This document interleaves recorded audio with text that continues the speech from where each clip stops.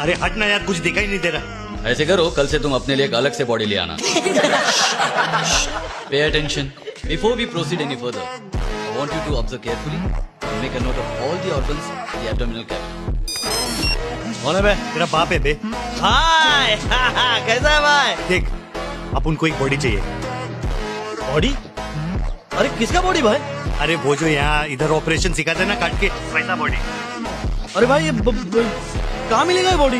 अरे मेरे को क्या मालूम, कैसे भी लेके आ। भाई तू टेंशन मत ले, तू पढ़ाई में ध्यान दे। बॉडी का जो लेना मैं करता है ना, टेंशन क्या इसमें? ये भाई बॉडी मिल गई भाई, इम्पोर्टेड बॉडी चलेगी ना? हाँ चलेगा ना, जल्दी लेके आ।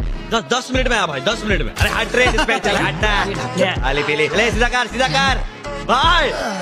भाई देखा बॉडी ला इधर रख इधर। चल निकाल बुर्का। साजा वाले भाई।